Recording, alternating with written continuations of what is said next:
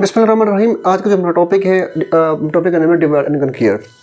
Basically हमारे पास बहुत सारी ऐसी टेक्निक्स हैं जिनको हम इस्तेमाल करते हैं किसी भी एल्गोरिथम को, किसी भी प्रोग्राम को डेवलप करने के लिए। हमारे पास उनमें से एक टेक्निक हमारे पास है डिवाइड एंड कन्क्वेयर। इनकी डिवाइड एंड कन्क्वेयर को इस्तेमाल करके हम अपने एल्गोरिथम को किस तरह से बनाएंगे, किस तरह सॉल्व करेंगे, तो हम वो देखते हैं आज कि डिवाइड एंड कन्क्वेयर बेसिकली है क्या। डिवाइड एंड कन्क्वेयर बेसिकली कोई एल्गोरिथम नहीं है, ये एक टेक्निक है, ये एक मेथड है जिसको इस्तेमाल करके हम किसी भी प्रॉब्लम को, किसी भी एल्गोरिथम को बनाने के लिए इस्तेमाल जब बनाते हैं उसको हम, या किसी भी प्रॉब्लम को हम सॉल्व करते हैं। ठीक है, तो उसके अंदर हम बेसिकली हम इस्तेमाल करते हैं merge sort algorithm. Merge sort algorithm के अंदर हमारे पास एक सॉर्ट लिस्ट होगी, उस लिस्ट को हमने सॉर्ट करना है। किस तरह करना है, पहले इसके बारे में थोड़ा सा हम डिस्कस कर लेते हैं, फिर हम देखेंगे इसकी एग्जांपल। अब देखें, डिवाइड एंड कन्क्वेयर बेसिकली एक क्या है, पावरफुल डिज़ाइन एल्गोरिथम टेक्निक्स है। यानी कि वो कहता है ये बहुत पावरफुल है किसी भी मसले को सॉल्व करने के लिए, किसी प्रॉब्लम को सॉल्व करने के लिए, ताकि हम किसी एल्गोरिथम को बना सकें उसको सॉल्व करने के लिए। तो ये पावरफुल डिज़ाइन टेक्निक है। हमारे पास बहुत सी टेक्निक्स हैं, उनमें से एक टेक्निक ये है। इसमें हम करते क्या है, डिवाइड करते हैं लार्ज प्रॉब्लम्स इनटू स्मॉलर मोर पार्ट्स। मतलब हमारे पास एक बहुत बड़ा प्रॉब्लम है, कम्प्लेक्स है, हमें समझ नहीं आ रहा, हम उसको डिवाइड कर देते हैं मल्टीपल पार्ट्स के अंदर, छोटे छोटे पार्ट्स के अंदर, ताकि वो इजीली समझ आ जाए, हम उसको इजीली परफॉर्म कर सकें, इजीली उसको हम मुकम्मल कर सकें। तो हमारे पास जो डिवाइड एंड कन्क्वेयर का हमारे पास जो टॉपिक है, बेसिकली इसमें यही होता है कि इसमें हम सिर्फ और सिर्फ अपने लार्ज प्रॉब्लम को डिवाइड कर रहे होते हैं। ठीक है, अच्छा, ये मोर मैनेजेबल पार्ट, वो कहते हैं जब आप लार्ज प्रॉब्लम को स्मॉल पार्ट में डिवाइड करोगे तो उनको जब आप सॉल्व करोगे, आपने करना है मैनेजेबल पार्ट्स के अंदर उसको सॉल्व करना है आपने। वो मैनेजेबल किस तरह से होते हैं हम देखते हैं अभी आगे। अच्छा, सॉल्व इंडिपेंडेंटली ईच पार्ट, हम हर एक पार्ट को किसी पर डिपेंड नहीं करेगा जब उसको सॉल्व करेंगे। इंडिपेंडेंटली सॉल्व करना है, किसी पर डिपेंडेंट नहीं करना आपने, हर पार्ट को आपने अलग अलग से करना है। ठीक है, इस तरह से। उसके बाद all solutions are combined to solve original problems. ये कि तमाम के तमाम जब आप उस प्रॉब्लम को, लार्ज प्रॉब्लम को डिवाइड करोगे, सिंगल पार्ट्स पे, अलग अलग पार्ट्स में डिवाइड कर लोगे, आप उसको सॉल्व कर लोगे, लास्ट में उसका आप सिर्फ और सिर्फ क्या करोगे, उसको कंबाइन करोगे। इसी को तो हम बोलते हैं डिवाइड, पहले डिवाइड करना फिर उसको कन्कर करना, निकल उसका। Is very effective techniques to design algorithm. किसी भी एल्गोरिथम को डिज़ाइन करने के लिए ये सबसे इफेक्टिव आपके पास वे है, मेथड या टेक्निक है जिसको हम इस्तेमाल करते हैं। Make it easier to find solutions step by step. ये ऐसा प्रोसेस है जिसमें हम स्टेप बाय स्टेप को इस्तेमाल करके हम अपने प्रॉब्लम के सोल्यूशन को फाइंड करते हैं आसानी के साथ, और ये आसान बना देता है बहुत। ठीक हो गया। हमारे पास यहाँ पे एग्जांपल है जिसमें हमने मर्ज सॉर्ट एल्गोरिथम को इस्तेमाल किया हुआ है। उसके अंदर हमारे पास लिस्ट है, लिस्ट को हमने सॉल्व करना है। किस तरह सॉल्व करना है, डिवाइड एंड कन्क्वेयर टेक्निक को इस्तेमाल करते हुए।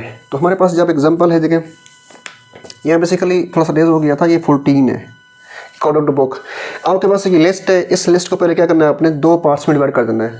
अच्छा, कुछ स्टूडेंट्स के साथ यहाँ पे क्वेश्चन ये बताया कि हमारे पास ना यहाँ पे 4 है, ये एलिमेंट्स हमारे पास कितने, 4 वैल्यूज है हमारे पास, 4 नंबर्स इसमें।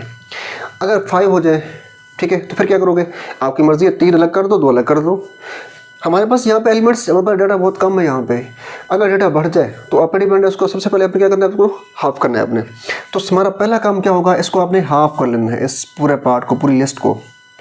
जब लिस्ट को हाफ करेंगे तो ये वाला पार्ट अलग हो जाएगा और ये वाला पार्ट अलग हो जाएगा। ठीक है, ये पहला स्टेप है आपका।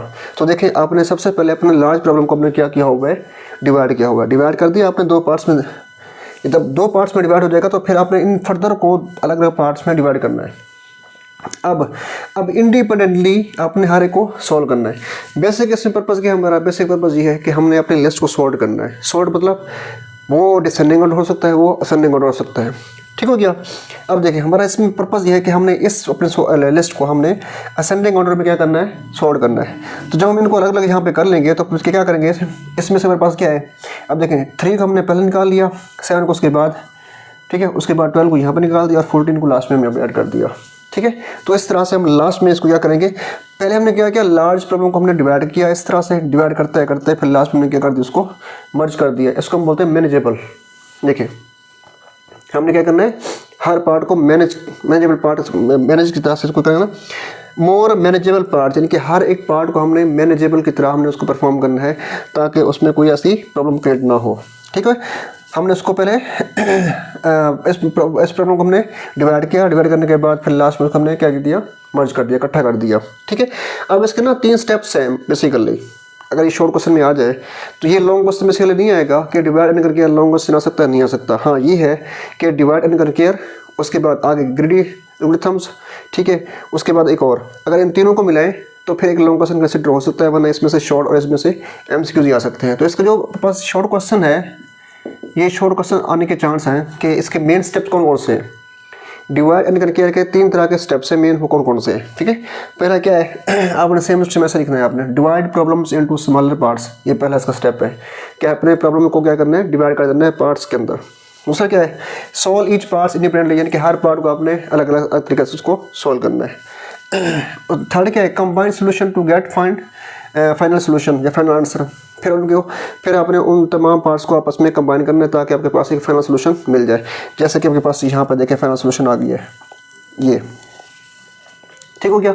इस तरह से आपने इस टेक्निक को इस्तेमाल करके हम अपने लार्ज प्रॉब्लम को डिवाइड करेंगे, फिर उसको सॉल्व करेंगे ताकि हमारे पास जो एल्गोरिथम बने वो एल्गोरिथम क्या हो, एफिशिएंट हो और बेस्टीन हो, ठीक है। इसके बाद हमारे पास जो अगला टॉपिक है वो टॉपिक है ग्रीडी एल्गोरिथम्स, हम उनको पढ़ेंगे इंशाल्लाह। तो आज के लिए इतना ही काफ़ी है, इंशाल्लाह बहुत जल्द नेक्स्ट क्लास में मिलते हैं हम। अल्लाह हाफिज़।